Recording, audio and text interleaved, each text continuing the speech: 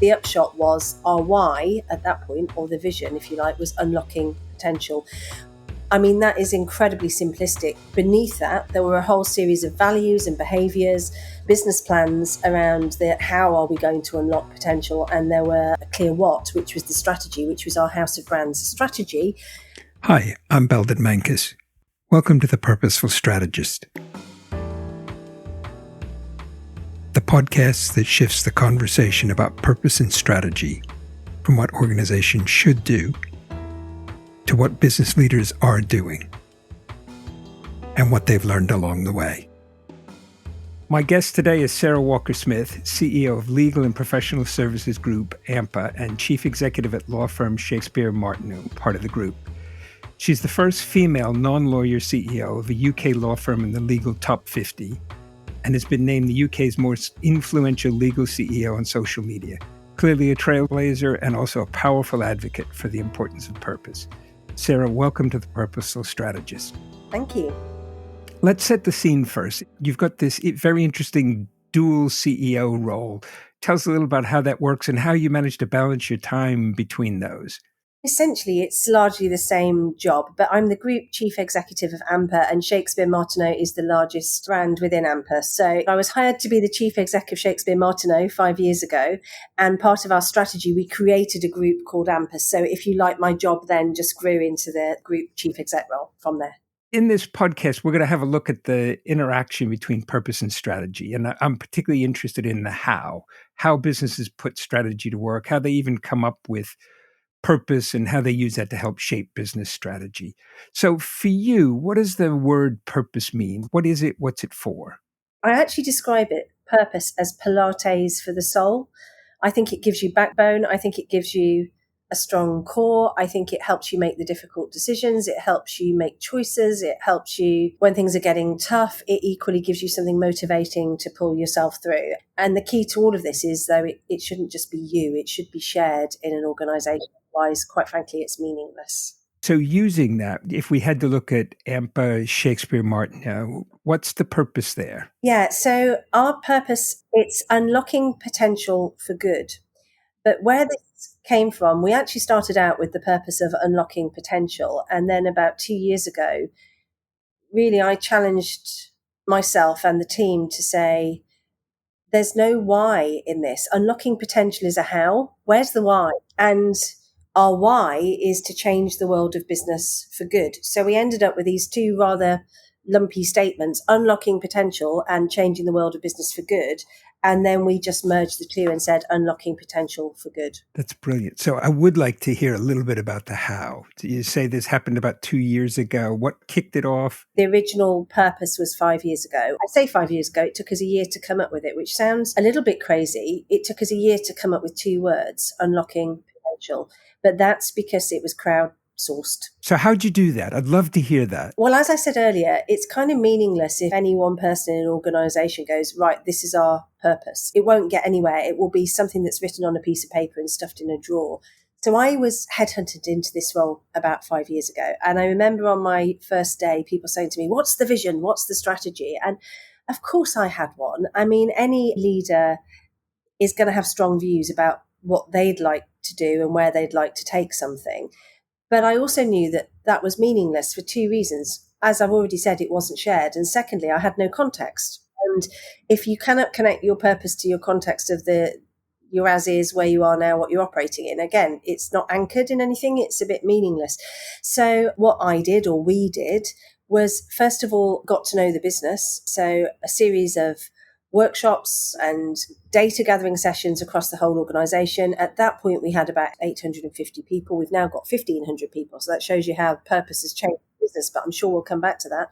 So the 800 or so people that were here, didn't matter what their job was or how long they'd been in the business. What we wanted to do was hear from them.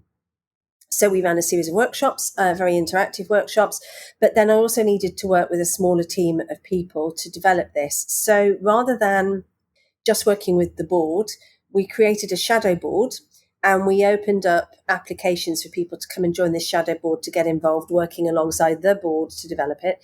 And then we did a series of sessions with that shadow board and the board at the same time, largely off-site, and we worked in 3 streams. We worked in the streams of the why, the what, and the how. And, these are to a certain extent integrated, aren't they? And so we very practically worked on the why, the what, and the how, and then swapped groups to get cross-transference across the groups. So we split it into 3, we moved around again. We did the same thing again. We brought the whole thing back together. We then went to our members' conference. Members are what we call partners here. And at that point, we had about 120 members in the business. Went into a big conference and workshopped it all with them in terms of where it came from. And the upshot was our why at that point, or the vision, if you like, was unlocking potential. I mean, that is incredibly simplistic. Beneath that, there were a whole series of values and behaviors, business plans around how are we going to unlock potential. And there were a clear what, which was the strategy, which was our house of brands strategy, which is why we then created a group called Ampa and lifted the thing up, because we recognized that the way we were going to unlock potential for our people, our clients, and our investors was to have different brands to allow those brands to grow better than they would grow if we tried to be everything to everybody. So essentially it was all interconnected. And then, as I said earlier, about 2.5 years later, I came back round and said the why isn't strong enough in this vision, in this purpose, and therefore we combined it with changing the world of business for good. So essentially what that means is not only are we unlocking potential for our people and our clients, but why we're doing it is because we want to leave something better behind that transcends the boundaries of our business, and that led us down the B Corp route. So we became a B Corporation, and you just see how it all starts to connect. Was there something that happened that led you to think, ooh, we're not really tuned in enough on the why? Or was it a kind of growing feeling that something was missing? I think it was because I remember something that happened to me maybe about 8 or 9 years ago, where I worked in a different organization. And I remember being interviewed by a fantastic journalist. She was relatively early in her career, but a really phenomenal journalist. We were talking about the objectives, if you like, of the business that I was in at that point. And quite innocently, she said to me, and where's the evidence for that? And I realized at that point that we were talking a fantastic game, but actually I couldn't come up with concrete examples of where we were doing it. And I suddenly in that moment thought, do you know what? Words and actions are everything, aren't they? Anybody can talk a good game, but if you're not doing it and if you can't prove you're doing it and give evidence and examples. So I really started to be concerned that a couple of years ago, we couldn't clearly enough articulate how we were unlocking potential and why we were unlocking potential. And I wanted us to get more granular, and I wanted us to make sure we were doing it, not just talking about it. That's what led me down the direction to say, we need to tighten this up. I mean, it's wonderful, isn't it, how we learn so much by getting it wrong. But what I do now is I ask the question all the time. And indeed, we build it into board papers. We build it into all of our decisions. And we say, how is this thing we're about to do going to unlock potential for those stakeholder groups I just talked about? How is it going to change the world of business for good? Obviously, how is it going to make money? I mean, that's got to be a core part. Purpose and profit are not mutually exclusive. They are connected. And, how does this mean we're living our values and what we call our iOS? So there are some key questions now we ask at board level every time we make a decision. And we've hard baked that into our board papers and everything else. So it was a chicken and egg situation where I felt we weren't asking the right questions, but we hadn't tightened up what we meant by purpose enough to be able to ask the right questions, therefore to get evidence that we are doing what we say we're doing. Yeah. And where in all that did the decision to pursue B Corp status come? I'd first heard about B Corp quite a long time ago, probably about 10 years ago, when it was relatively new into the UK. And it really grabbed my attention. And once I got here, having been headhunted in and knowing I came with a mandate of saying the kind of transformation I would drive if I got here, I felt that I had a bit of an open door to go down that route. But I also recognised in the first year we weren't ready. And it wasn't until we got into our second year and we were much clearer then about what we were trying to do and all the rest of it, that I put it to the team, to my guys here, and said, do you know what? I think this is a really good idea, but I need you to go and work out that you think it's a really good idea as well. They then did. And the process takes quite a long time, particularly because at that point, B Labs, who run the B Corp accreditation in the UK, were being quite rightly inundated by businesses who got the memo, who recognised the benefit and why this was something quite different to any other standard that you can get. So it took us quite a long time to go through the process. And then about 18 months ago, we got that accreditation. So the process took quite a long time, but the idea was there from the word go. As you went through that, did you use outside support, resources, consultants, advisors, or was it all driven internally? No, it was driven internally. I mean, for example, we didn't work with any marketing agencies. It's a fine balance, isn't it? We could have worked with external consultants. We may have got there a bit quicker, but I prefer to think sometimes you have to go slow to go fast. And I think this was authentic. I'm sure a marketing professional could word that far better than we did, but these are our words. It means something. And I think I would take that anytime. It was real. It came from within. And I think if you want to live purpose, I mean, really live purpose, it has to come from within, not from outside in. You've talked about marketing professionals. You're a trained accountant and you've got a background in brand and marketing. Do you think that gave you sort of both a perspective and maybe a skill set to help lead navigate this? Or was it, no, that was then, that's got nothing to do with what I'm doing now? Oh, who knows, Belden? All of us are a unique and interesting mix of the experiences and things that we've done throughout our careers. And I don't doubt I learned a huge amount working at Boots the Chemist. I worked with some phenomenal people. We worked alongside McKinsey at PwC Consulting, and I worked with some of the best marketing professionals in the trade. So I'm sure some of that rubbed off on me, but I didn't come into this saying, right, I'm going to bring my marketing expertise and my MBA and my accountancy background. I came into it going, I believe there is a different way of doing business that's needed. We can tap into what really motivates people. And there's some fantastic work that I'd read about probably just before I got here, actually, a book that Dan Pontefract had written talking about the purpose effect. And there's always been a lot of talk about that Venn diagram between personal purpose and business purpose. We know that autonomy and having a sense of worth and purpose is really important for people in their roles. So I really bought into all of that stuff. And none of that came from, quite frankly, a background in marketing or anything. I think it came from a deeper understanding of what motivates people. That's probably 20 years now in the legal sector, understanding the deep importance of how people are motivated and self-motivated. So I think an awful lot of it came from there. But if I come back to this point that Dan Pontefract was making in the purpose effect, he was arguing that the third circle in the Venn diagram is the job that you're in within an organization. So you can believe in purpose and the organization's purpose, and it can connect to your personal purpose. But if you really want to get traction, get people into jobs when they actually feel they're empowered within their role to be able to activate their personal purpose, the firm's purpose, and what they do. And so whatever we came up with had to speak to people that they felt they could influence that on a daily basis. And if you think about what my legal teams do, and remember in a law firm, you've got almost in some cases as many non-lawyers as you've got lawyers. But if I think about the legal teams, they are constantly, if they get it right, unlocking potential of clients.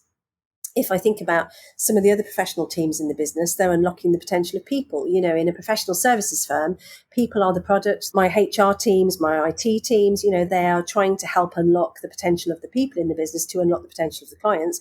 If we get all of that right, we're unlocking the potential of the investors, i.e. the owners of the business, which in a law firm or a partnership are all the partners. So you've got this ecosystem that's working together for everybody's benefit. And I think it was about tapping into that. And I can't say that came specifically from any textbook or qualification I've ever done. It came from listening to people. Just reflecting on what you said there, did that lead you to redesign some of the jobs or to give people the freedom to redesign them for themselves?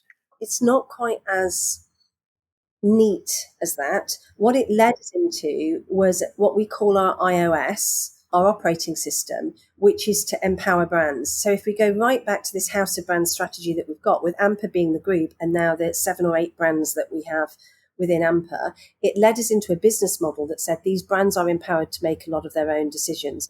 So we didn't go into designing jobs. We went into designing an infrastructure and a decision-making system that gave people autonomy within tramlines. And what we did was we created what we called the golden tramlines and the golden threads. The golden threads are these brands need to have something that connects them because, they need to be connected into the values and the purpose. They need to be connected into being a fabulous employer. They need to be connected into being quality in their markets. But that can be interpreted locally. And then the golden tramlines are we all need to know the edges of the jigsaw to make sure we can put them back together again. And so there are some things within our golden tramlines, if you like, the rules, which say as long as you are within these rules, within that, armed now in line with the values and these golden threads, you make the choices. So we kind of empowered at a more macro level than rewriting job description. But if people needed to rewrite their job descriptions within those parameters, great, then that's within their gift. So it became ingrained in the structure of the business and the operating system of the business rather than trying to micromanage it. You've described this strategy a couple of times now as sort of a house of brands strategy.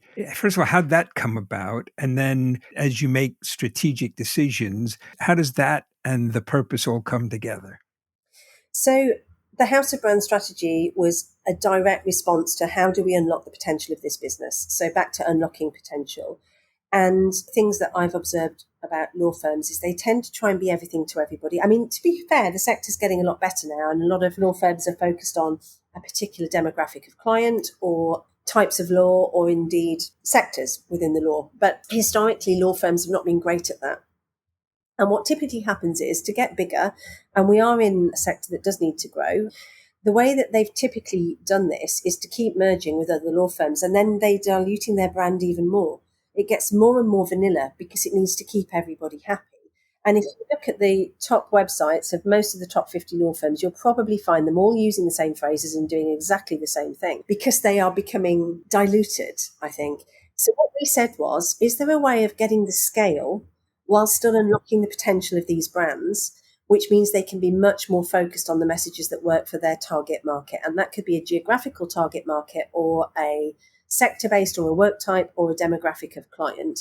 And we recognize that the way to get bigger without diluting that and to still leave some of that autonomy and all the things that we know motivate people was to have brands that could really focus on a segment of the market. And it came from there. And have you mostly been building out that house through acquisitions, or has it been a bit of one of the existing businesses? You go, actually, this would do better with a different brand and a sharper focus, and so let's kind of carve it out. So it's both, but and I'm going to pick you up on the acquisition word because it's a banned word in our business. Sorry. Merger. Mergers. Yes, exactly that. So we had all sorts of products and services sitting under the Shakespeare Martineau umbrella that were being held back. They were doing the opposite of unlocking their potential because they couldn't, because there was either a message that would have sounded out of kilter with another part of the brand or, so first of all, we liberated the things we already had. So brands like Marin's, our town planners, and Lime, our consumer brand, we created their own boards, their own infrastructure, and took them out of some of the decision-making processes that were holding them back and really helped them develop their identity. And in doing that, it allowed Shakespeare Martineau to be much clearer who Shakespeare Martineau was. And the analogy that I've used, it's like parents, suddenly the kids have left home and they're staring at each other going, who are we now? And that's what Shakespeare Martineau felt like when we took some of the other bits out. So it's really enabled Shakespeare Martineau to get really focused on the fact that it's a national city brand looking after a certain type of clients, totally immersed in a local city with that city, helping unlock the potential of that region whilst having expertise in big sectors. And we know what those sectors are. We couldn't have said that about Shakespeare Martineau so succinctly before, because we also then had to mention all these other bits that were in the Shakespeare Martineau brand. So you either end up with this really long sentence or something so vanilla it doesn't make sense to anybody. The second thing was to bring new brands in. So Mayo and Baxter joined the group 2 years ago. They had a really good business, very focused on a geographical market in Sussex with a very different client base because of the demographics of that county compared to Shakespeare Martineau. They knew they needed the ability to scale up and invest, but they didn't want to do what a lot of other small to medium-sized law firms were doing. And they were about 13, 14 million at this point. They didn't just want to sell themselves and be acquired to a bigger law firm. So this was a perfect solution for them because they still had autonomy, but they got scale. And actually, they've thrived and they've got their business back to growth in a way they'd been a bit stuck and hadn't been growing.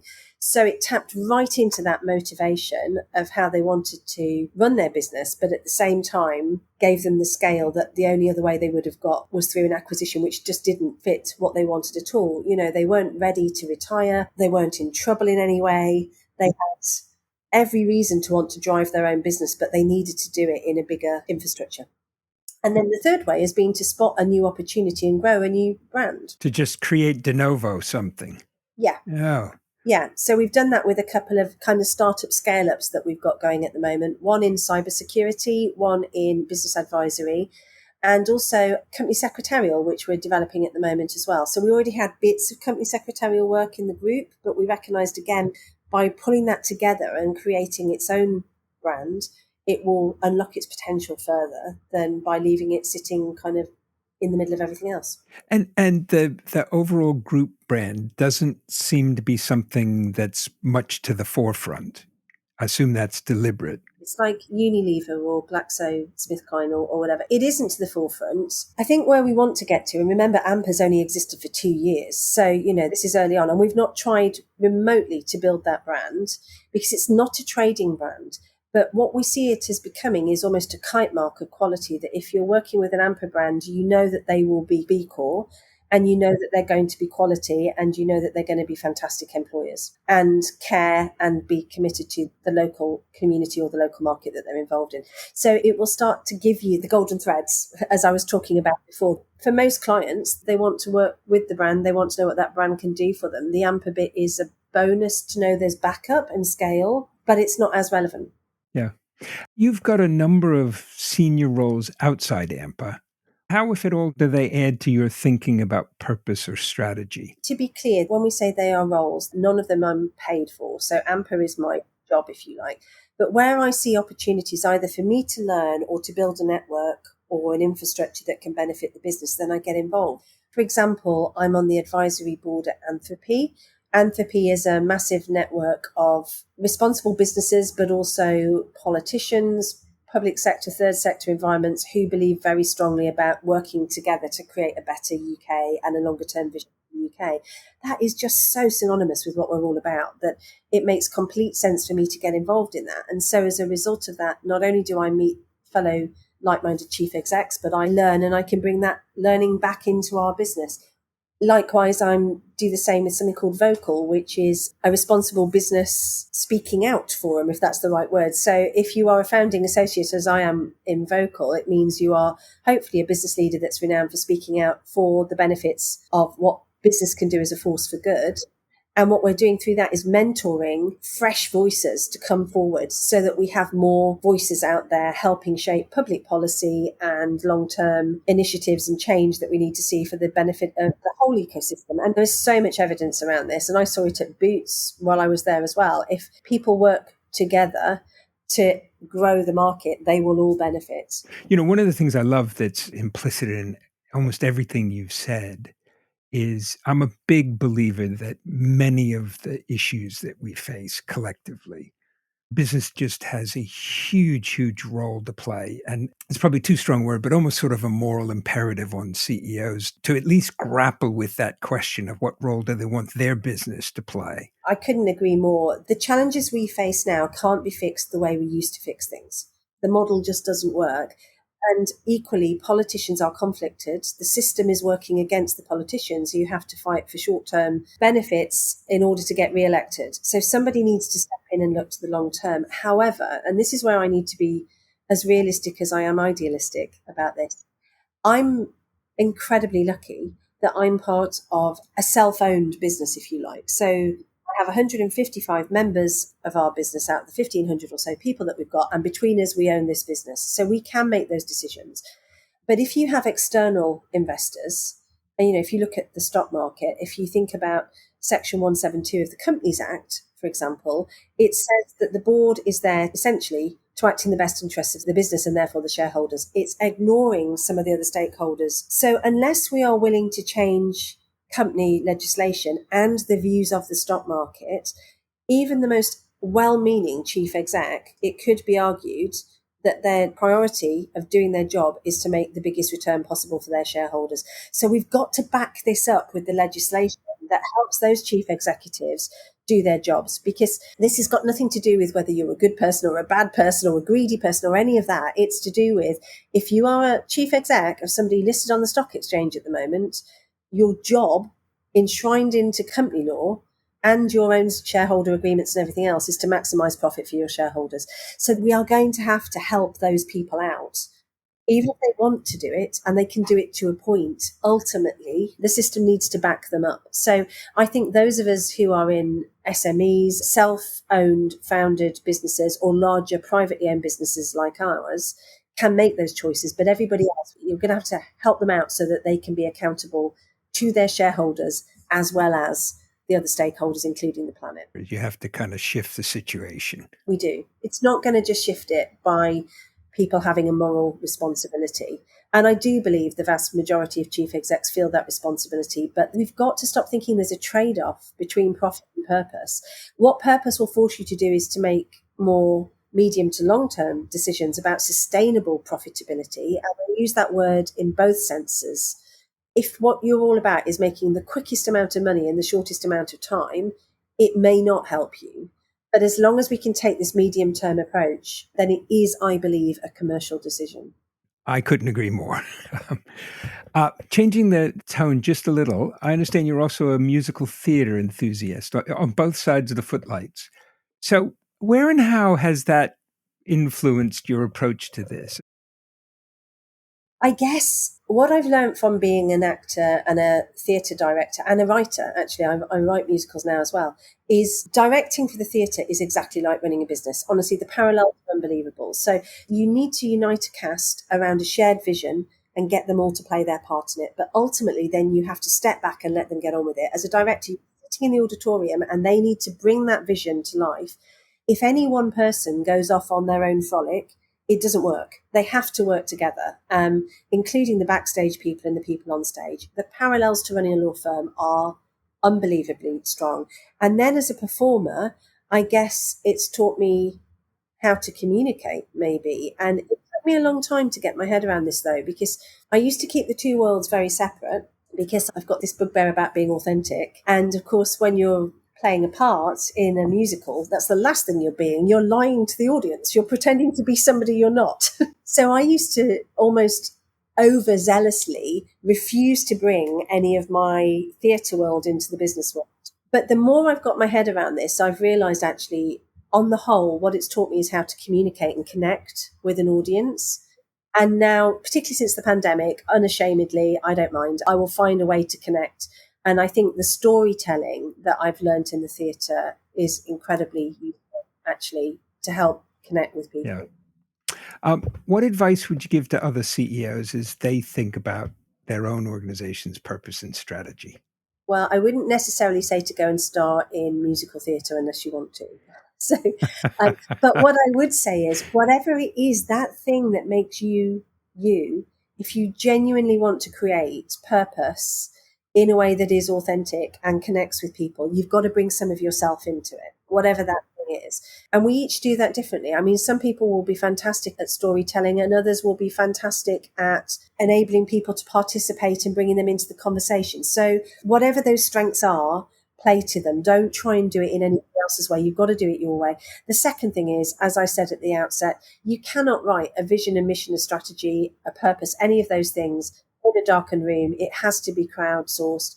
Ultimately, as the chief exec, you do need to step in and go, yeah, thank you. Listen to everybody. We've involved everybody. This is the direction I think we should go in. If you get to a point, though, where you don't believe in that direction, you're not going to be able to lead it properly either. So it has to be a combination of what you build up, but what you believe in as well. Otherwise, again, back to me and my theatre analogy, you're going to be faking it, and you can't fake this stuff. It's got to be authentic. And the other thing is, stay open-minded to change. You'll start off down one track and then you may find there's something that serves you a bit better, and you must be open-minded to that. And finally, it means nothing if what you do doesn't connect with what you're saying. It's got to be aligned. It's got to be integrated. And I'd rather take a basic purpose that's being lived over the fanciest purpose that isn't happening. Yeah.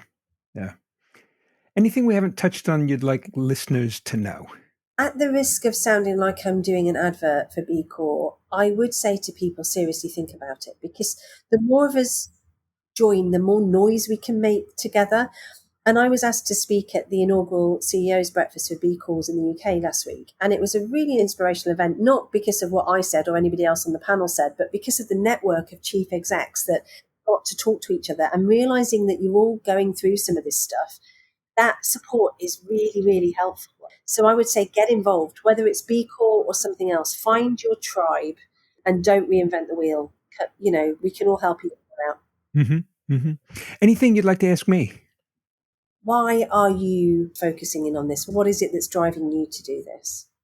Well, 3 reasons. One is for the past 20 years, I've worked with clients on the very question of kind of purposeful strategy. The second reason is there are people like yourselves who have been on a journey and have learned a variety of things. You've done things. So some of your messages about involve other people, or I think are good messages for other CEOs, or maybe even want to be CEOs, aspirational CEOs, who are thinking, how could I do this? How would I do this? And then the third reason, quite frankly, is I get to meet lots of really great, interesting CEOs. Yeah. That's probably a pretty good note to wrap up on. Yeah. Sarah, thank you so much for joining us. Absolute pleasure. Thank you.